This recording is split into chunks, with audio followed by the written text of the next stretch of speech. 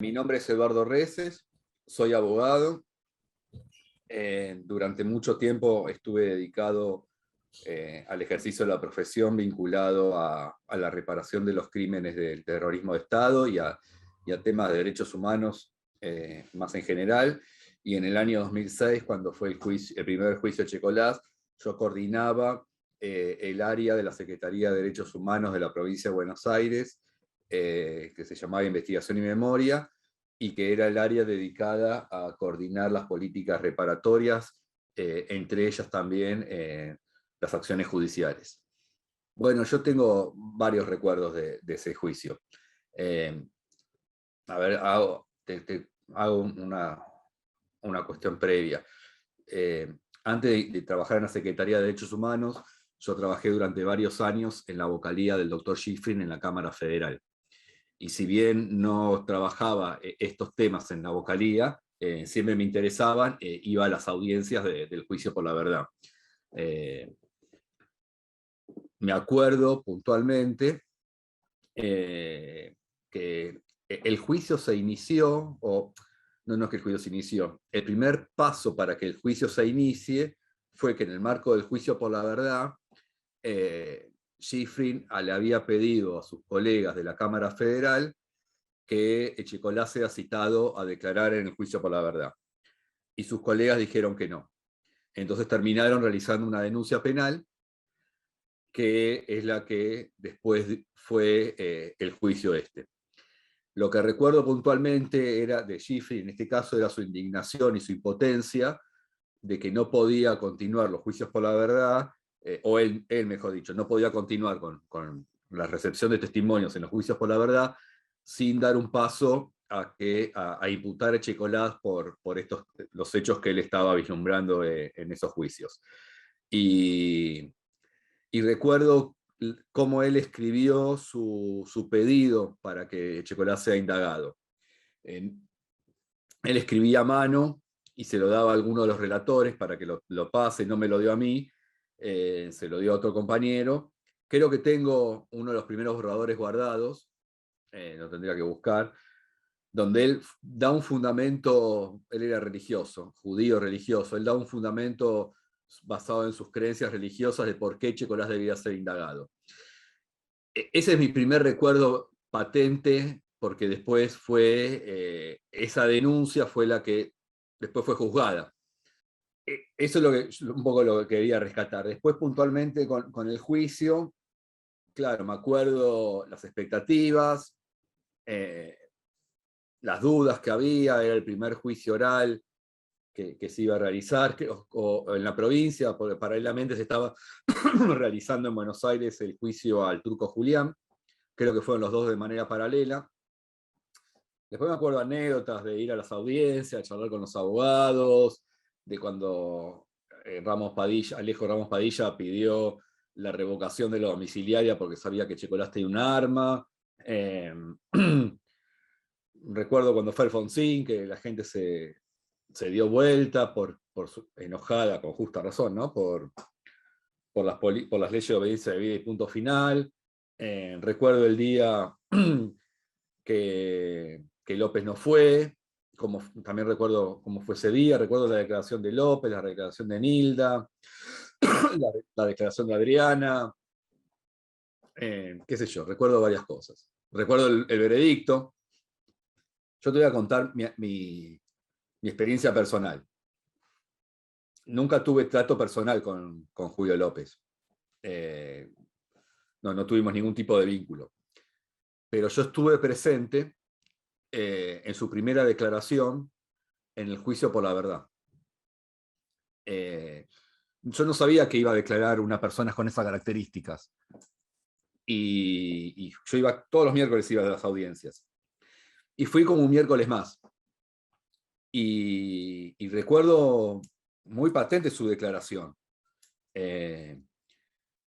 Su gesto, su forma de hablar, porque aparte era nada, no se parecía en nada a los testigos, a las víctimas del terrorismo de Estado en general, como cuando declaraban, la forma de hablar, la forma de precisar, el contenido de sus declaraciones. Era un obrero, una persona más humilde, no tenía ese compromiso político que tienen los militantes, y los militantes sobrevivientes, sino que, bueno, fue, y cuando empezó a hablar fue algo impactante. Todo lo que contó, la manera en que lo dijo. Aparte me parece que fue, porque también fui a su declaración en el juicio de Checolás. Y me parece que la primera declaración en el juicio por la verdad fue completamente espontánea, sincera, digamos, no se había preparado previamente. Me Ajá. parece que en el juicio ya venía con otro bagaje, ya tenía vínculos con los compañeros militantes, con los compañeros sobrevivientes, ya estaba más afinado sobre qué tenía que decir o a dónde apuntar. Entonces, bueno, esa primera vez fue impactante. De hecho, me acuerdo que se sacaba la remera, hacía un gesto y quedaba el torso desnudo para mostrarle a los jueces dónde había recibido la tortura, en qué partes del cuerpo. Me acuerdo la actitud de los jueces ante eso. Su declaración fue muy larga. Me acuerdo que después de que terminó de declarar y nos fuimos todos a la vocalía de Polo, también estaba Hernán Shapiro, que era secretario del juicio. Estábamos todos muy impactados, muy conmocionados por ese testimonio. No esperábamos, no esperábamos algo así. No porque uno no supiera el contenido de las declaraciones, uno va, o por lo menos iba a los juicios y escuchar situaciones muy bajas, de terror, de experiencias traumáticas, pero sí, qué sé yo, di un ejemplo. Sí, hablar Adriana Calvo, más o menos uno estaba expectante de que sabía lo que iba a decir. Sí, y así con cualquier testigo. En este caso nadie esperaba nada, y todo lo que dijo y cómo lo dijo fue asombroso, fue impactante. Y después, apenas terminó, sin comer, después de la hora del mediodía, nos fuimos yo creo que fui en el auto con Polo, fuimos a recorrer con Julio López los lugares que él denunciaba, o que él denunció donde había estado detenido. Ajá. Y terminamos a las 10 de la noche en la comisaría Quinta. Y recuerdo que apareció la familia de Patricia del Horto, muy conmocionada también, que tampoco sabía de la existencia de Julio López, de este testigo. Y después, cuando fui a la declaración en el juicio en la municipalidad, fui desde otro lugar. Ya sabía la importancia de su testimonio, había dicho a las personas que trabajaban conmigo que vayan puntualmente a esa declaración, que iba a ser muy interesante, que iba a dar muchos elementos para seguir trabajando en la investigación. Pero bueno, esa fue otra declaración. Ya estaban más enfocados en Checolás. Ahí él tenía ya un interés concreto en denunciar, en acusar a Checolás. Y después me acuerdo que llego ese día, que creo que fue, no sé si fue el día del veredicto o el día de los alegatos, tengo esa duda. Fue el día de los alegatos, bueno, que me increpó, no me increpó, me abordó Laura Bretal, y creo que también Cristina Giolio, pero no recuerdo bien. ¿Sí, Laura? Bien, me increpó como debía hacerlo. Que no venía, que no estaba, a mí me reconocía como funcionario de la provincia, y mi primera sensación, bueno, fue que no viene, que nunca me imaginé lo que pasó después. Mi primera sensación no fue por lo menos la de Laura, que fue con la que interactué ahí. Tenía razón ella. Y nos fuimos con Rufino en el auto de él al Ministerio de Seguridad y nos entrevistamos con Alejandro Inchaurrey,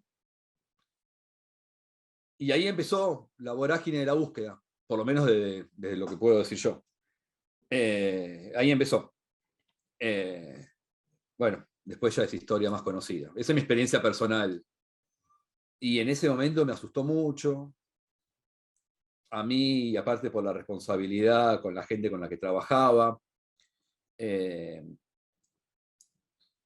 y demostró, me parece, la precariedad con la que trabajábamos en ese momento, y y llevamos adelante este proceso de juzgamiento sin estar preparados para que esto suceda. Nunca imaginábamos que podía pasar algo así. Pero a ninguno, a mí tampoco, nos inmovilizó, sino todo lo contrario. Nos puso más alerta y establecimos, me acuerdo que teníamos pautas de seguridad con la gente con la que trabajaba conmigo, de determinado horario. En ese momento era mensaje de texto, no era WhatsApp. En comunicarnos, decir que estamos bien, que llegamos bien. Yo tenía juicios en el interior de la provincia. Y también se abrió todo un trabajo nuevo a partir de eso, que fue todo el trabajo sobre el cuidado de las víctimas, de los testigos, de la contención. Empecé a interactuar con profesionales de la salud, que hasta ese momento no tenía mucho vínculo. Fue en ese sentido, sí, claro, fue traumático. Es enorme la pena porque a una persona le haya pasado esto, y a la vez generó como una suerte de anticuerpos para seguir avanzando en esto, y nos dio muchas mejores herramientas para abordar el juicio de mejor manera. A partir de ahí empezamos a discutir que las declaraciones no debían repetirse, que los testigos debían tener un acompañamiento, no debían ser citados por la policía, por cédula policial, debían tener otro tipo de cuidados. Bueno, cambió todo, ¿no? A un precio muy caro también. La vida de una persona es un precio muy, muy caro. Que para mí es un orgullo, qué sé yo, haber, como dijiste vos, haber dado ese granito de arena, haber participado en eso, en esa etapa. Es lo mejor que hice a nivel profesional. Todo ese proceso de trabajo en la Secretaría de Derechos Humanos, y después también cuando me tocó actuar como secretario en el Tribunal Oral, pero más que nada la etapa en la Secretaría y toda esa etapa de dar una arquitectura, una base al proceso de juicio. Fue lo mejor que hice, y estoy orgulloso de haber participado y muy contento en lo personal. Y me parece que sirvió mucho para que después se cree un andamiaje para que hoy se pueda llevar adelante todavía este proceso.